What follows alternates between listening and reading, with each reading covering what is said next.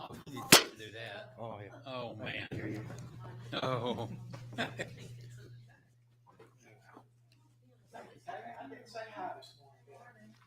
I just saw her. I didn't even know she was here. Snuck in.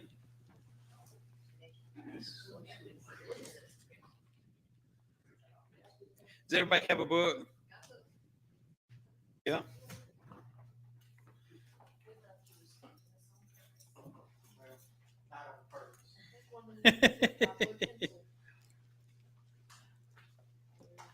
Gary's asked me to step in for him this morning because he's going to preach for us this morning.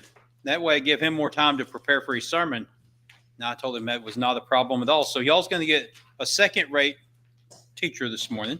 But Gary's here to back me up. Lesson 10, Unit 2, is life after death.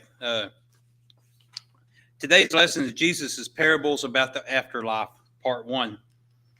I don't know if any of y'all had a chance to go over this lesson, but it was really a good lesson. I really liked it. To introduce the lesson, what do you, go ahead, Mr. Chris. What do you want your legacy to be? How do you want people to remember you once your life ends? The Bible teaches us that the way we live now will affect how we experience the afterlife. As Christians, our goal in this life ought to be preparing for the next life. Our eternal worldview should transform how we live here and now. The things we value and the way we treat people should flow from the reality of our eternal relationship with God. Today's lesson focuses on 3 parables Jesus told about the afterlife. It is vital to understand that Jesus did not tell these stories for the purpose of explaining exactly what eternity would be like. Instead, his ministry focused on how people should love God and others in this life. Jesus taught his followers to live in such a way that they were prepared for the kingdom of heaven. In these parables, Jesus' goal is not to cause his listeners to wonder about the details of afterlife, but to compel them to evaluate their earthly words and actions in light of the reality of eternal punishment and eternal reward. Y'all want to start the reading? Gary, you want to start it this morning? We'll just go backwards. Luke 12:16. And he spake a parable unto them, saying, the ground of a certain rich man brought forth plentiful. And he thought within himself, saying, what shall I do? Because I have no room where to bestow my fruits. And he said, this will I do. I will put down my barns and build greater, and there will I bestow all my fruits and my goods. And I will say to my soul, Soul, thou hast much goods laid upon for many years. Take thy ease, eat, drink, and be merry. But God said unto him, thou fool, this night thy soul shall be required of thee. Then those things shall be which is as thou provided. I don't know, I may not have read right. Yeah, that's what it said. Okay. So is he that layeth up treasure for himself, and is not rich toward God. And he said also unto his disciples, there were a certain rich man, which had a steward, and the same was accused unto him that he had wasted his goods. And the Lord commended the unjust steward, because he had done wisely. For the children of this world are in their generation wiser than the children of light. And I say unto you, make to yourselves friends of the mammon of unrighteousness, that when ye fail, they may receive you into the everlasting habitations. And it came to pass that the beggar died and was carried by the angels into Abraham's bosom. The rich man also died and was buried. And in hell he lifted up his eyes, being in torments, and seeing Abraham afar off, and Lazarus in his bosom. And he cried and said, Father Abraham, have mercy on me, and send Lazarus, that he may dip the tip of his finger in water and cool my tongue, for I am tormented in this flame. But Abraham said, Son, remember thou in the lifetime receivest thou goods, and likewise flatterest evil things, but now he is comforted, thou art tormented. And he said unto him, If they hear not Moses and the prophets, neither will they be persuaded, though one rose from the dead. Amen.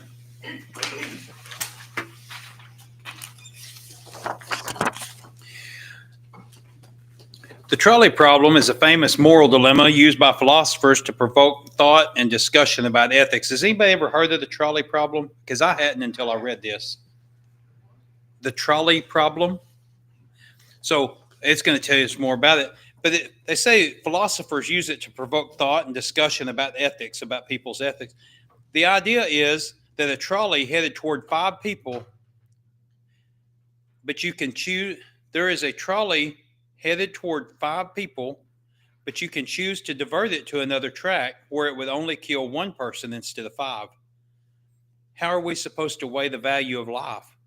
In Luke 12, Jesus explained how to measure and how not to measure the worth of our own lives. That'd be a hard decision, guys. I mean, in the here and now, right now, absolutely save the 5 over the 1. Absolutely. But that's still losing 1 life, you know? So my thought is, how do we fix it where we don't have to lose a life at all, you know? But that's apparently something that philosophers use quite often. As Jesus was teaching, he was interrupted by someone who wanted him to settle a dispute over an inheritance. Most likely, it was a younger brother who was upset that his older brother was not sharing the inheritance in a way that pleased him. Rather than asking Jesus to look at both sides of the case, he wanted a summary judgment in his favor now. For Jesus to have ruled in one brother's favor without considering both parties would have been unjust. The man was also missing the bigger picture of Jesus' ministry. Jesus didn't come to earth to settle petty family disputes about wealth, but to usher in God's kingdom and open the way for anyone to become part of God's family. Instead of addressing the man's request, Jesus chose to address the attitude of the man's heart. Beware, guard against every kind of greed. Jesus' warning indicates the man was possibly in spiritual danger and needed to actively confront the greed that would consume him. We can expect a similar response if the requests we bring to God are motivated by selfishness. We got to be careful with that one, guys. Every day I come across that with myself or with other people. Am I doing this for self, or is it for the better of other people? You know, got to be careful with that one, because if not, we can worm our way into the world and lose heaven at the same time. You know, we got to be careful. Jesus explained that the measure of a person's life is not found in his or her possessions. When God weighs our lives on Judgment Day, he will not use the standard the world does. Bank balances, real estate appraisals, and financial investments have no value in the afterlife. So they are not a good metric for measuring the quality of a person's life here and now. But yet we do, you know. I'm reminded of Grandma. Well, I know they knew Grandma real well. She didn't have nothing when she come in this world, and she didn't have nothing when she left this world. But if she had something, it was yours, you know. She never, ever kept anything for herself as far as anything of value. I remember one time, Patricia and I, her hands would get cold. And we got her a little lap blanket that plugged in. Tab probably remembers that little blanket. But I went out to visit my mom. I had gotten her one too. And Amy had one. I said, well, that's pretty neat. She said, yeah, Grandma gave it to me the other day. And I said, that's awesome. You know, I didn't make a fuss, you know, but that's the kind of person she was, you know, and that's what we need to all strive to be. If we've got something and someone else needs it, and if we don't truly have to have it, we should help them out, you know. My mom was that way. If we bought her something for Christmas or anything, she wouldn't want to give it back to us. Uh-huh. But that's a good heart, you know. That's a caring, selfless heart, and that's what we should all strive to have, as a selflessness instead of selfishness, you know. What is wrong with the world? What is wrong with the way the world values a person's life? We want to make everything about money, about Yeah. riches. Mhm. I was reading in the book of James the other day where James said, if two men come into the sanctuary and one of them is rich and adorned with rich clothes, and you tell him, here, come sit here in the front, but you tell the guy who looks like a beggar to go stand on the wall in the back, you've sinned. But Right. that's exactly what we do in our everyday life. You know, we play favoritism with people because of the way they're dressed or they appear. Mhm. You know, and one of the things that really grips me about that is in the book of Hebrews. It says, "Be careful lest you ain't entertain angels unaware." Right. Sometimes these people that look like poor beggarly people are actually angels that God has sent Absolutely. to us, and we're treating them, you know, Yep. like a second-class citizen rather than Yep. just loving them the same as we do everybody else. Yep. That's right. Yo, old country song with Johnny Paycheck. I think it was the Outlaw's Prayer. And they kicked him out of church one Sunday morning down in Dallas, you know. And he's sitting out there on the steps talking to God. He said, and I don't remember the whole thing, but more or less he's talking to him, said, you know, if I remember right, he said, you had long hair. You wasn't shaved. Shoot, you even had on flip-flops, you know, or something like that, you know. He said, but they had a bunch of fine cars and well-dressed, and if you wasn't like that, you didn't get in. You had to have your hair cut. You had to have a clean shave, you know, a suit and tie. But I'm glad we're not that kind of church. I really am. So, how is God's view different than the world's view? God looks on your heart, Amen. and the world looks, that's just like what you're talking about, even us as Christians, I think looking at, boy, they've done good, you know, in their life. Someone that is really making money Mhm. and stuff, but sometimes there's little Christians that sit in church that's get a whole lot better in their life. That's right. Because they're close to God. That's exactly right. And you know, I've talked to a lot of company owners, and I've talked to guys that's paupers, literally asking for money on the street. And I'll be honest with you, they're about the same happy, most of them, you know, because that business owner is so stressed day to day. And that guy on the street, he's stressed in different ways, but he's still stressed. And both of them, if they've got God in their heart, then both of them are at calm and at peace. And God can help. God's the only way to calm and peace and no anxiety and no stress. God's the only way. You know, there's I was thinking last night, I was watching this on TV about blood pressure stuff, you know? And one of the things it said was stress, and I do stress over my kids. Mhm. That raises your blood pressure, and it said you need that, and it affects your mind and it affects your body Yep. even. That, and I thought I'm gonna try to learn Yep. to not stress. When you stress and worry, this isn't in here, but when you stress and worry and your blood pressure goes up, it causes a whole dilemma with your body, including anxiety. It causes weight gain. It causes actual physical ailments in your body. It causes so much. And as a Christian, speaking for myself, I feel like I need to overcome that. Right. And just start thinking about the Lord. Yep. When You know, I'm thinking about other things that's bothering me. Mom was always a worrier. It didn't matter what was going on. She was worried about somebody or something. And I loved her to pieces. And I'd tell her, why do you worry so much? And now I've got kids of my own, you know, and they're grown and gone and they've got kids. And now I worry, not to the same extent she did, but I still, what are they doing? Where are they at? Are they safe? You know, did they make it there okay?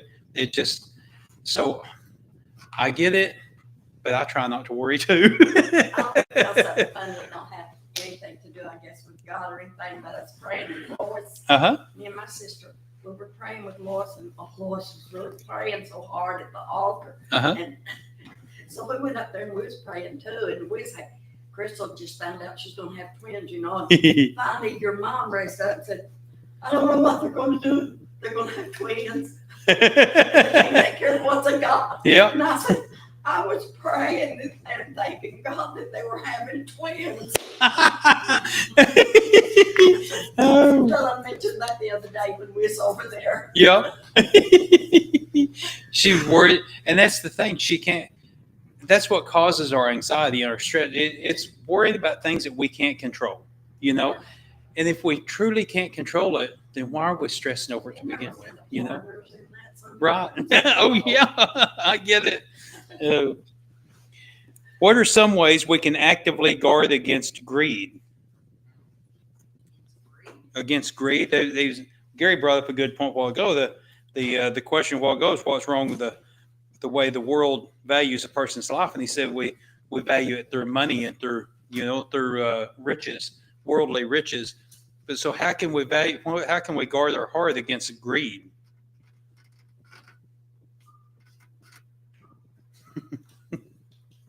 I would say the way that we view the problem, what Lynn said, we look at it through.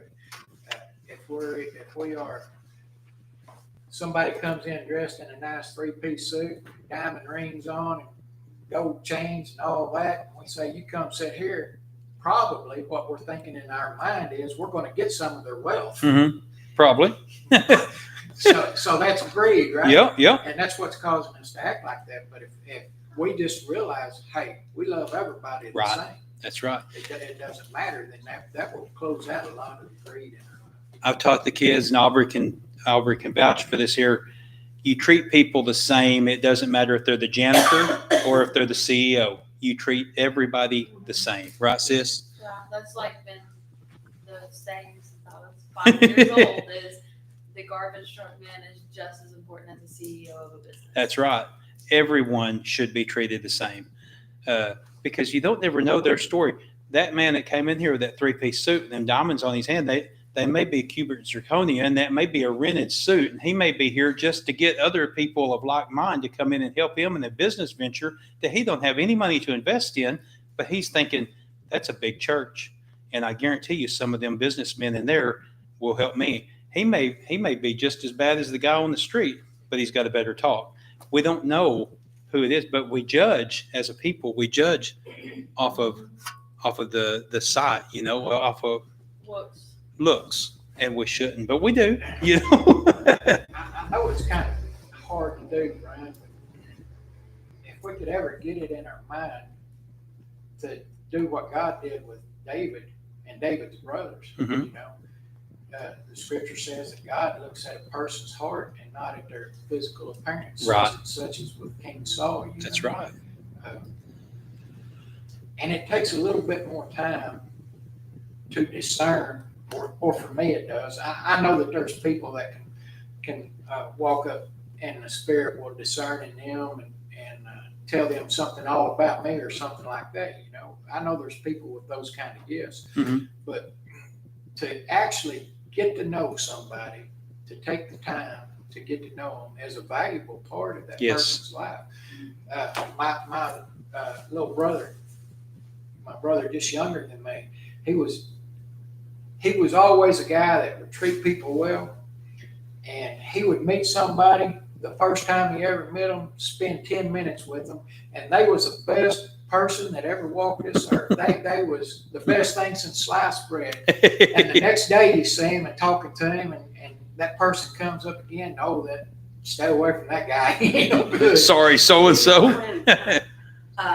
When my kids were here and James was here, Mhm. and he's thinking about trying to come back to our church. That's maybe awesome. twice a month at least. Good. Every other Sunday or something. But we were talking about Brother Wayne, and he said, Mom, I knew when I was talking to him that he was a good man. Mhm. He said, I could tell by talking Yeah. to him. He's really a good man. Yeah. And that's the way we need to be, I to where people can feel what you have. in That's your right. heart, I've never heard, and I know a few people, and I've never heard anyone speak negatively about Brother Wedge. I've never heard a bad word. Now, granted, I've only known him for 3 years, and we don't run in the same circles, but I've never heard anybody speak a negative word. Now, I'm not sure you'd want to ask Krista or Raylene that, because I'm sure growing up or in that 40 years of marriage, but I'm saying he was a good man. He truly was a good man. I better move on or I'm going to tear up. Yeah. Storing the right things. The television show Hoarders. Now, this here is hitting kind of close to home because I popped my garage this morning. Huh, And the comics. man. Okay, sure. Anyway, features people who collect stuff, whose collection of stuff has taken over their lives, sometimes even forcing them out of their homes. People watching the show often wonder how someone could be so obsessed with accumulating things. Yet we all have the tendency to store up the wrong kind of things, stubbornly holding on to stuff that won't matter in eternity. Now, I don't know if any of y'all do that, but I've got fishing rod holders that goes on boats that I ain't had in 10 years, And I didn't realize I was looking for my turkey stuff a couple weeks ago, and I went over and under a stack of stuff about that deep, I found my decoys and I found some of my calls, and I also found some rod holders that I had bought when the kids were little, and they're still in the boxes. Little stuff that don't even matter. And I told Patricia, I said, we've got to have a yard sale. We got to get rid of some of this stuff. Huh?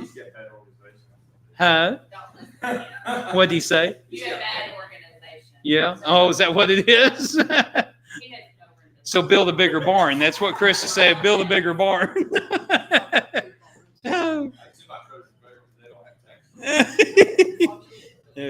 They don't have taxes on them? You get the bills, they won't tax you. Really? It's a good thought. Anyway, We've got to. Jesus' parables often use exaggerated versions of everyday situations to communicate spiritual truths. In Luke 12:16-21, Jesus followed up his warning to guard against greed by telling a story that would have gripped his listeners' attention. Some of the people in Jesus' audience likely ran small family farms, living year to year on the hopes that their crops would do well. Now, this here, funny, we should just mention this here. Chris said, build a bigger barn, So, drought, floods, storms, and injuries could have spelled disaster. Listening to Jesus' story, the people would have realized the man with a productive farm was extremely wealthy. It's possible to imagine options other than the choice the farmer made. Rather than building additional barns that would take up more farmland and hurt profits, the rich farmer chose to tear down the existing barns and build bigger ones. Instead of selling these crops when the price was low, he chose to hold on to his crops until supply and demand would allow him to charge a higher price. Now, when I was going over this here the other day, I had never thought of it in the text that they're telling us here. It wasn't just a simple, I'm going to tear down my barns and build bigger ones. I always wondered, why not just leave them there and build another barn so that you have, that's what I did. But it breaks it down in here. He was very intelligent. He wasn't going to take up the extra farmland. He needed that for growth. So tear these down, build bigger ones in the same spot. You've got a little bit bigger footprint, and you still got all your stuff. I never thought of it that way, And you can use the materials out of these barns. He was greedy, and a good businessman, but greedy. Now I lost my spot. Until supply and demand would allow him to charge higher prices. The man clearly understood how to effectively run a business. Yet employing good business practices is not the same thing as having an eternal perspective. The man does not appear to have considered how his plan would impact others or what God might want. In verses 17-19, the man's focus was on himself. His goal was his own pleasure, regardless of the cost to others, and the eternal consequences. So it didn't really matter what helped other people. It mattered what helped Brian, and that shouldn't be the way things are. In verse 20, Jesus concluded the story with words from God himself. You fool, you will die this very night. The man was a fool in the biblical sense, not in the business sense. His foolishness was evident in his decisions that did not account for God. He believed he was in control of his own destination, and he attained security for himself. However, death came unexpectedly, and the man was forced to leave his wealth behind, completely out of his control. Jesus summarized his teaching by reminding his listeners that storing wealth on earth is a temporary endeavor. Only investing in a rich relationship with God will provide everlasting security. When we abandon our worldly point of view to embrace an eternal perspective, we make decisions that seem foolish to the world. However, they have high value in eternity. Our focus in this life should not be to acquire as much stuff as possible, but to cultivate our relationship with God. Now, on that, I understand what Chris is saying. You got a farm and you got stuff out there that they don't even make anymore, you know? And if you don't put it up and it comes time to cut hay and you don't have this part that they don't even make anymore, you don't get to cut hay. I understand what you're saying. I'm picking on you a little bit, but I understand. And that's the way I do at the shop. Now, the little stuff like the rod holder, that could go, you know? There's certain things in our lives that we don't need. But in order to run your farm, you've got to have certain things that I'm sure some of your tractors you have to have parts machined for because they literally don't make them anymore, you know, because he likes old tractors, you know. Oh, really? So you don't need to acquire all that stuff. Brenda's like, yeah, I can get rid of some of that. Well, I had to tear down old houses and old barns to build new barns because we don't have the money to buy. Right, right. What are some popular business practices that conflict with Christian ethics? We always look at the bottom line. Mm-hmm. You and I was kind of talking about it this morning. From a worldly point of view, we look at it as how it's going to profit me today.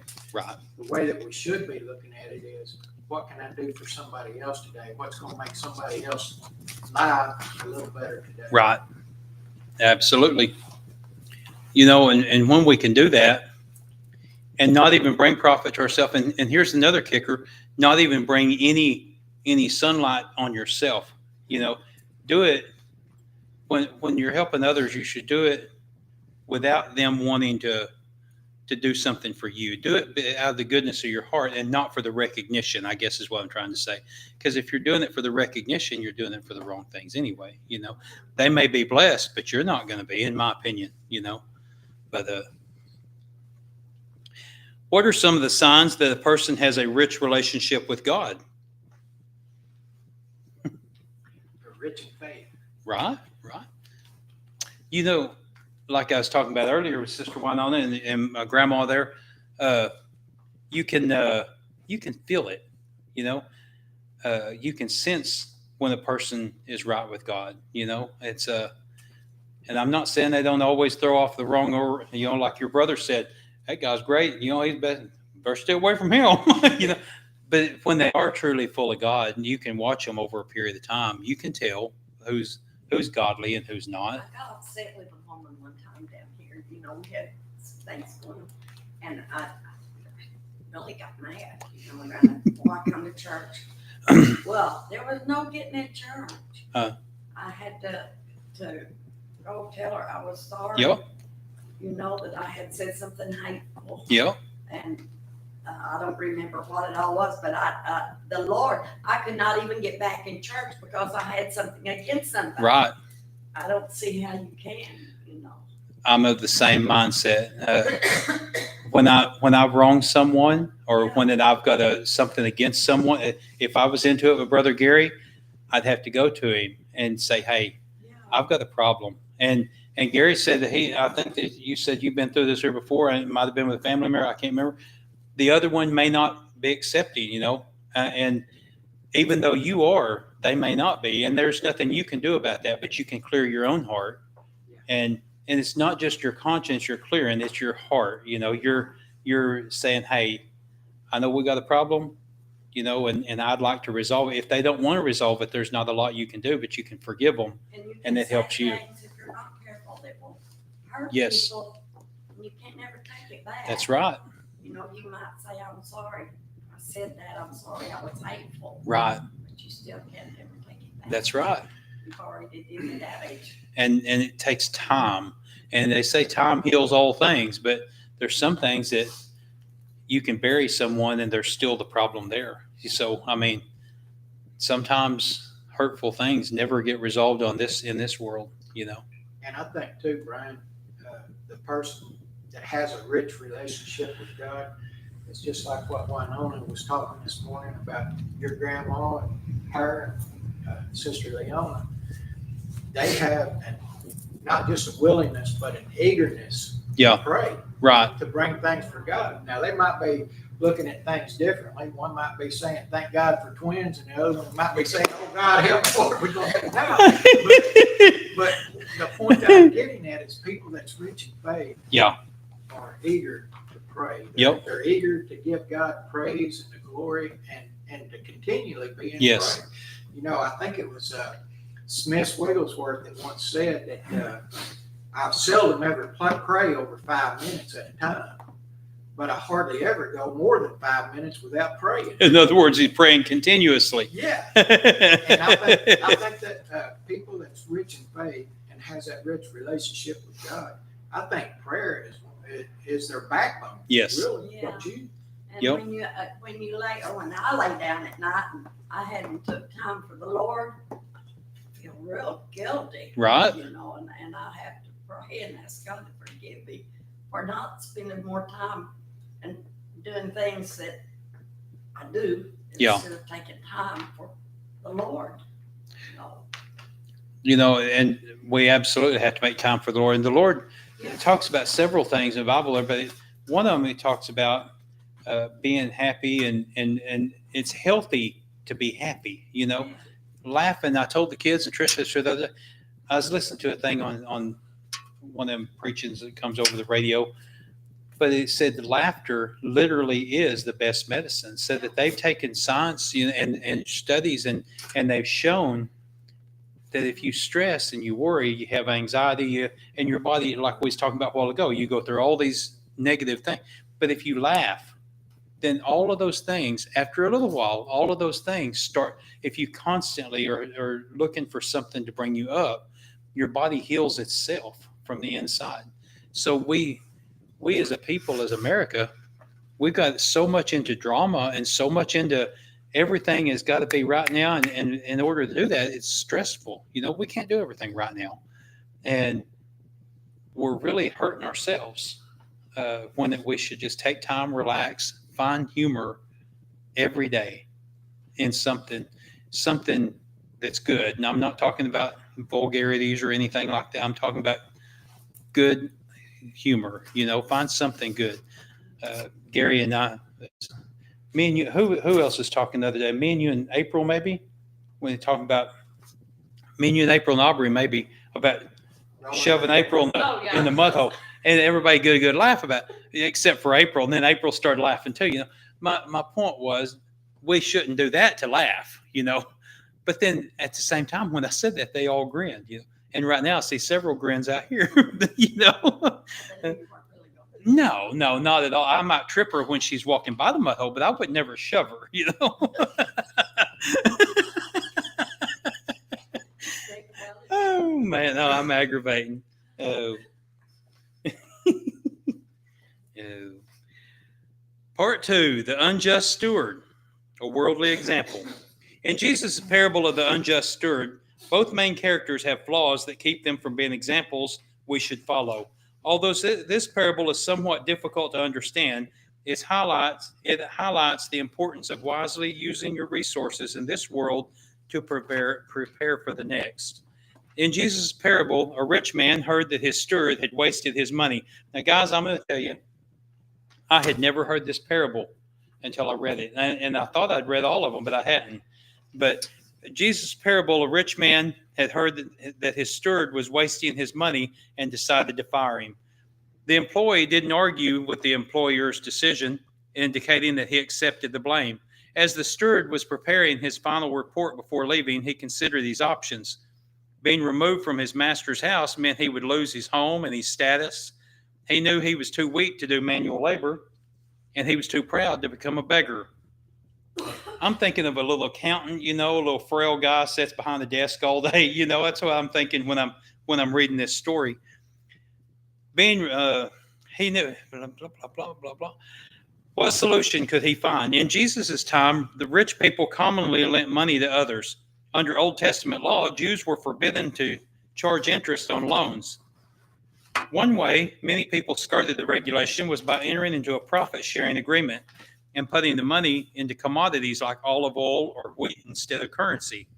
Thus, they could argue they were not lending money, but becoming business partners and sharing the profits. This is just one example of the way people could claim to follow the letter of the law while ignoring God's intention behind it.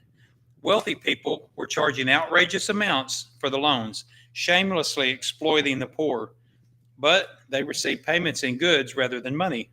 The quantities of goods in Jesus' parable may have implied to his audience that the rich man was charging this kind of interest on his loans. So, before leaving the job, the steward decided to meet with his employer's clients to reduce their loan amounts. If he wiped away some of their debt, they would owe him favors. That way, he thought, I'll have plenty of friends who will give me a home when I'm fired. In modern times, it would be like an employee at a credit card company eliminating part of the debts that had occurred on the account right before they were fired. The amounts of capital in Jesus' story are relatively large, suggesting that the servant was reducing the debt of other wealthy people. He made sure they were indebted to him, dishonestly manipulating his employer's accounts to ensure his new friends would take care of him later. Neither the rich employer nor the dishonest employee set an example of good moral behavior, but Jesus is about to use this illustration to teach his listeners a valuable lesson. Now, I don't think it told it in our text, but I went and looked it up yesterday. And what he was talking about, for you guys that may not know this parable, because I didn't, he went out and the people was coming in, he called them in, he called their debts in and said, how much do you owe? He said, and I'm making these numbers up because I don't have it in front of me, but he said 1,000 bushels of wheat. He said, write it down for 500 bushels of wheat, make me a new ticket. And the next guy come up, said, what do you owe? He said, 800 barrels of oil and olive oil. And he said, write it down for 600, but he was cutting their debt way down to make friends so that he had another place to go. Kind of like the story I was telling about the guy with the suit a while ago, he was just making his way for the next guy. But it's dishonest, and it's dishonest of the business owner to have been doing it to begin with, and it's dishonest of his employee to be wasting that guy's money. If you're going to do a job, then do it. Don't manipulate the system. In what way was the servant's behavior clever? He had a parachute he was going to open down the road with him. So he made it for a soft landing. Yeah, that's one way to put it. Yeah. He's laying up. He's already preparing his bed in another house. He don't have to sleep on the sidewalk. In what way was it dishonest? He was cheating his boss out of all that money. Absolutely.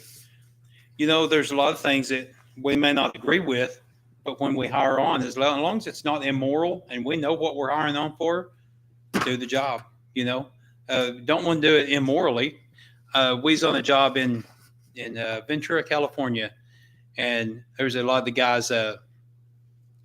They stood down. They wasn't going to work no more because the same company right up the street, a couple hours up the street, they was making $3 more an hour. And the boss come down and told them, said, guys, y'all knew what you was making when you came out here. There's nothing else in this budget for this. He said, you can either go back to work or load your tools. He said, I'm going back to the office and I'll be back down in 15 minutes. Everybody's still here, can load your tools. And that morning we loaded out like 40 boxes that morning because they thought that they stood together, they couldn't fire everybody. And the next morning he had a bus full of people up there because what he had done was smart. He went up to the office and called the home office. They had just shut down a power plant project and all of those people was looking for work. And they was right down the road, literally right down. They was in Los Angeles, we was in Ventura, 60 miles, He said, can you have them here tomorrow? And he said, yes, sir. He went there and fired everybody there. I think there was 2 guys on that crew that went back to work. But they knew what they was getting before they went. And they chose to extort money out of them. Hey, you can't do this job without me. So we shouldn't do that,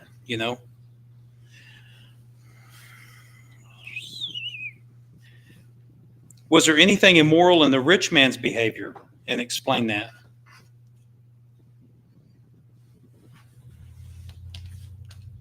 I can't say that there is, right?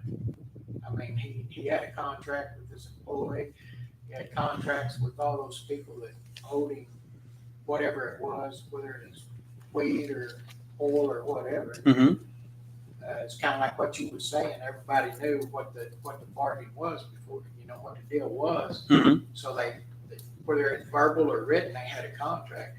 I don't see anything in there where the rich man was. The way I look at it, and I like that point of view, what come to me was it's kind of like these check cashing places. All right. The people that go to them typically can't go to the bank and get a loan because their credit's bad.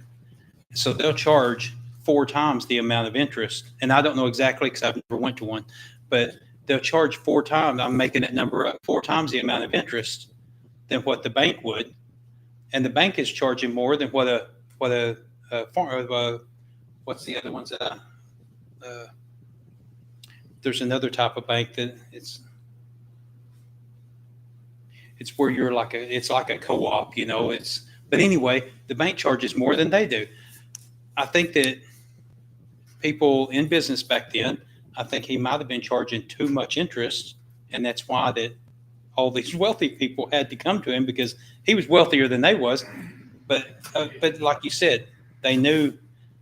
I've got a problem with these check cashing places because they prey on the poor. Right. But on the flip side, if a person's wanting to make money, and you've got the money to do it, and people are willing to come in and give you their money, I mean, to me, it ain't much different than the casino. I mean, they're just out there taking the people's money. But anyway, I see your point too, though. They knew what they was doing when they got into it. The servant realized his job was about to end, so he did what he could to prepare for the future. In the same way, our time on earth is short. We need to use this time to prepare for eternity. So see, Jesus is using this parable to tell us that even though that wasn't honest to that guy, we've got to start stacking up. We got to start making our bed in heaven. We've got to prepare for heaven. The dishonest servant used a worldly strategy and worldly resources to solve his dilemma. Jesus was not suggesting that.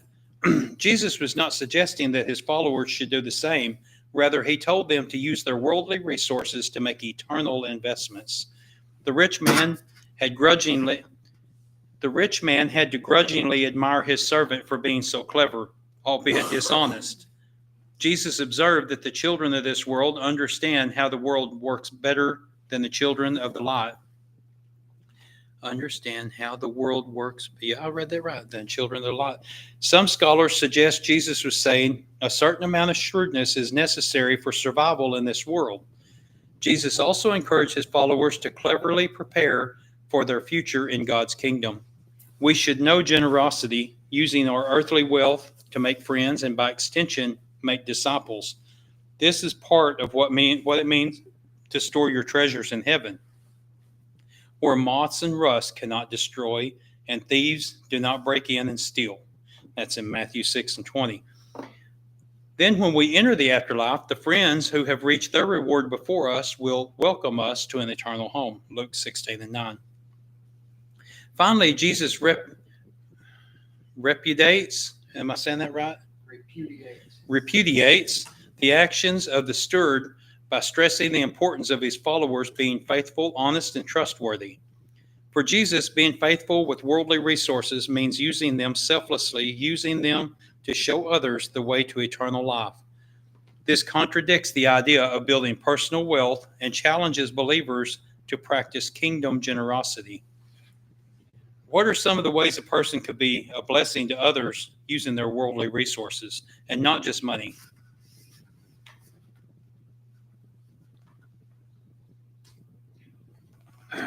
Grateful. Absolutely. Absolutely. Yep. If you know your neighbor down the street needs a ride, they're down on their luck and their car's in the shop. If you're available, you could go down and say, hey, let me give you a ride this morning. You know, we can do, there's something all of us can do, you know. Uh, your neighbors down on their luck and they got a broke leg. Hey, let me clean your kitchen today. You know, I know it hurts to stand there. We can all contribute to something, you know. We don't have to have money or wealth to contribute to the generosity of Sometimes others. Just talking to people too. I know it, Crystal and Benji's fixing to get in their house. Good, good. Go out and, there was a little neighbor sitting on the porch when I went over there with them to see it yesterday, and she just wanted to talk. She was in a wheelchair, lived by herself, Mhm. and did everything, but she had to get around in a wheelchair. And she just talked, and I saw, after I looked at what I could, I just went over there and sat on the porch and talked with her. for a while. And I think that's what we need to do. To Absolutely. We need to have, like, used to, your neighbors were neighbors. Right. Now. You don't even know who they are. Even, you don't even know if they're still alive or Yep. not, you know. You know, and sometimes when you go over there and talk to the little disabled lady across the street or right beside you, sometimes God's put her in your life for a reason. And she may have got a lot out of that. But a lot of times when I do that same scenario, I get a lot out of it. Yeah. You know what I'm saying? And so God puts people in your life for a reason, you know, and that goes back to earlier with one everything right now. We've got to make time for others, for the generosity of others, for helping others, for being there one for another. I'm proud of you for going over there and speaking to that little old lady. Now she's saying little old lady. She's probably 10 years younger than you are. This lady I was talking to. Yeah. Yeah, she wasn't near as old as me, but she was in a wheelchair. Yeah. And she said she lives by herself. Yeah. Lives in one of them houses that she's had to buy through a woman she's renting from. That, Yep. like the kids are doing, you know. When I was little, that's the way we got our house. And then when I got my little house over on Creek Street, that's what I did. I bought it off of Mary Schiffner, and I paid $110 a month, I think it was, for that little house. And but Mom had bought off of Miss Bateman, and They used to be Miss Bateman's office. yep, all of them did. Yeah, pretty much. Have Yep. everything. Yeah. I remember her as a kid. Well, I'm going to tell you something else too. This is off the subject. Her estate, which is her kids, still have thousands and thousands of acres over here Really? on Walker Mountain, and I've got it on my Own X because I hunt a lot of it. Yeah, they did have a lot of land. Apparently, her dad was a doctor, I believe, and maybe her dad was King, I think it was, and John Bateman's dad was a doctor, maybe. But anyway, they would trade, like we're talking about, helping each other and not with money, but they would trade services. They would trade, you know, I don't have the money for the doctor's bill, but I've got these 3 acres of land, you know, or because land wasn't worth much back then, you know. 2 kids graduated the year I did. Bob and Betty, they were both in my class. Really? So they're my age. Yeah, I'll be. I think they live up around the Tulsa area, I think, but I'm not positive. But I'm getting off the subject, guys. But it all goes into generosity. You know, we got to help each other out. How are you using your resources in this life to prepare for the next life? How are we building our treasures in heaven?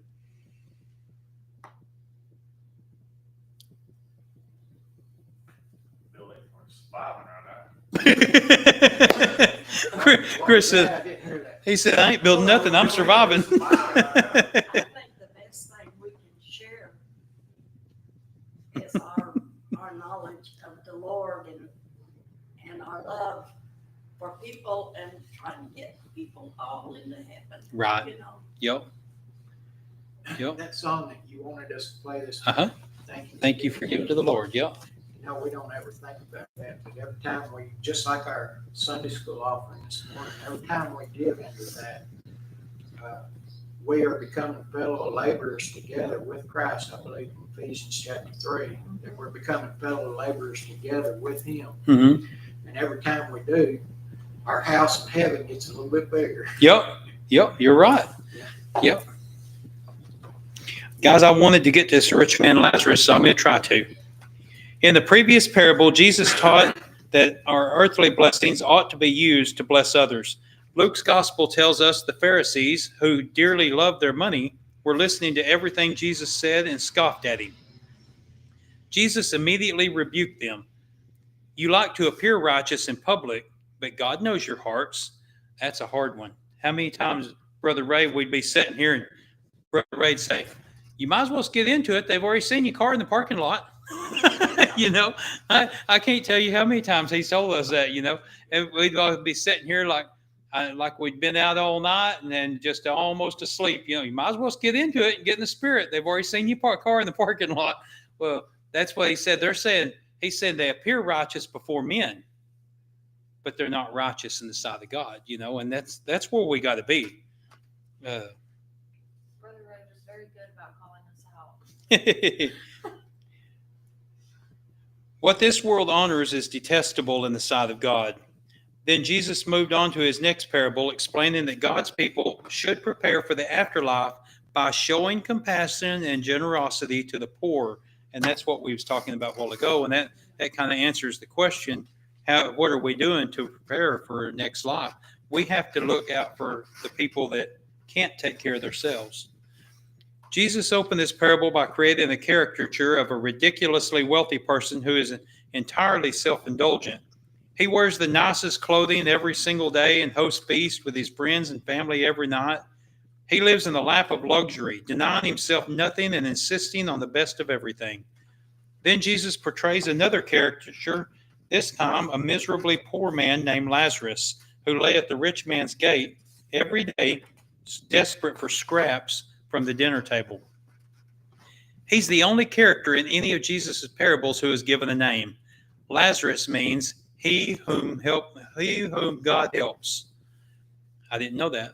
Not only was Lazarus sick and starving, but he would undoubtedly have been shamed by the dogs licking his wounds, since the Jews considered them to be unclean animals.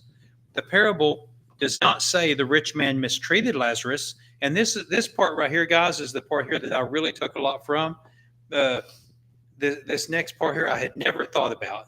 And it really put in perspective for me of how we treat others, unknowingly, how we treat others. The parable does not say the rich man mistreated Lazarus, simply that he took no notice of him at all. Apparently, he was so focused on his own life that he couldn't be bothered to even glance at the poor man lying near his home. But rich or poor, everyone eventually dies and faces the afterlife. Jesus' focus in this parable is not as much describing places of eternal punishment and reward for illustrating a principle for this life.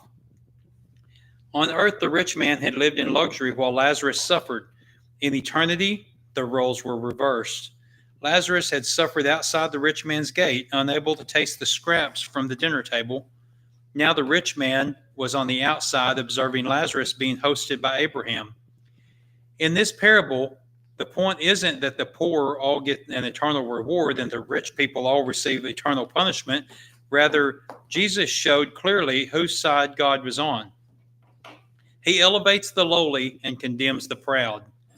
Great success or poverty in this world doesn't dictate the outcome in the next. Guys, I'm going to pause there for a second, and I do got a long way to go here, but you don't have to be wealthy to be proud.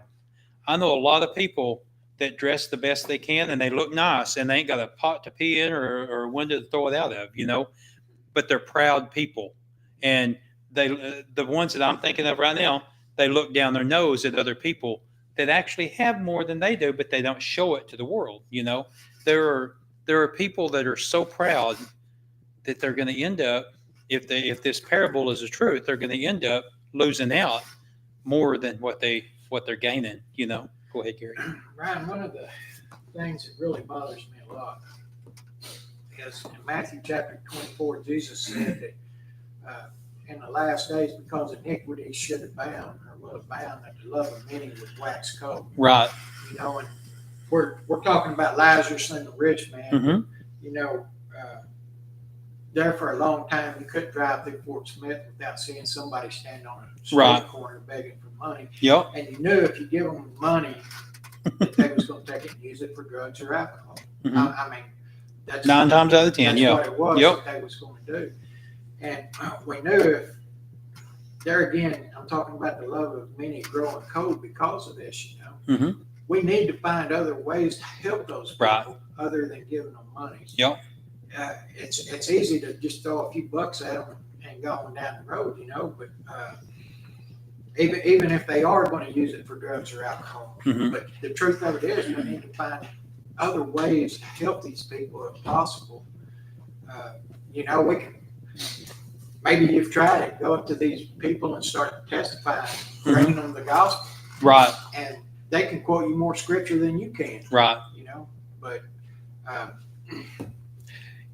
the point that I'm trying to make is that we don't need to quit trying Right. to do for people who are destitute and needy because of these things that's been abused. Mhm. You know, is what I'm trying to say. Right. It's something that's laid on me pretty heavy. I need to find some way to help them if possible, but how is that? Right. Right. Well, and I know I'm out of time here, but it sure touches exactly on what me and Patricia was in Fort Smith the other night or the other day, and there was a lady holding a sign, and literally she was right from me to these flowers here from a sign that says, "Do not give money to I'm going to say beggars. It's not beggars, but do not give money to homeless people or something like that. Instead, text this number. There's a place that you can donate money, and 100% of it goes to them to feed them, to buy clothes for them, to shelter them. So they do got a system set up now, and I wouldn't have known that had that lady not been standing by the sign. And Patricia pointed out, she said, she's sitting here with a sign, and the sign right there says, "Don't give it to them," you know. And it's easy to get, because you've been wronged so much in the past. It's easy to get a colder heart towards that. So you got to be careful with that. Morning, Brother Sam. Morning, Brother Tanner. Morning, sis. Y'all come on in here and find a seat. We're just about done. Most people wouldn't call themselves wealthy, but truthfully, most of us have more than we need. As Jesus' followers, we must be aware of the suffering of others and compassionately meet their needs as the Lord enables us. We should not use our earthly blessings for selfish reasons, but to lift up those in need. Guys, I know I'm out of time here. Can I read this last 2 paragraphs? Yes. One of the most prevalent false teachings about the afterlife is that people who have died can still be forgiven of their sins. The Bible strongly contradicts this teaching. In fact, the parable indicates that one's eternal destiny cannot be changed after death. And this here's what I wanted to talk to you guys about. During his lifetime, the rich man in Jesus' parable took no notice of Lazarus. And even in the afterlife, he refused to speak to Lazarus himself, instead addressing his comments to Abraham. He tried to use his relationship as one of Abraham's descendants to explain why he should get relief from his suffering. Consider the similarity of his argument to that of the Jewish people in John 8:31-59, who insisted they did not need to be forgiven of their sins because they were descendants of Abraham. Jesus rebuked them strongly, saying, If you were really the children of Abraham, you would follow his example. Now you are imitating your real father, for you are the children of your father, the devil, and you love and do the things he does. We got to be careful what we do. Just because Grandma was great, don't mean Brian's great. You know, you're in charge of yourself. You know. At first, the rich man in Jesus' parable wanted to use Lazarus as a servant to relieve his suffering. When that failed, he wanted to use Lazarus as a messenger to warn his brothers and the judgment awaiting them. Clearly, the rich man saw them as worth saving, something he had never seen in Lazarus. Even in torment, the rich man still had no regard for Lazarus. Later, Jesus would raise a man from the dead who, interestingly, was also named Lazarus. The response of the religious leaders would not be repentance and belief, but a desire to kill Jesus. Even when Jesus himself rose from the dead, Some people would choose to continue in their unbelief.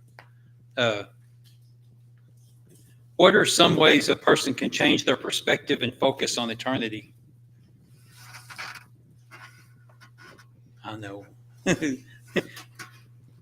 Nobody? Well, y'all think about that. We'll meet here next week.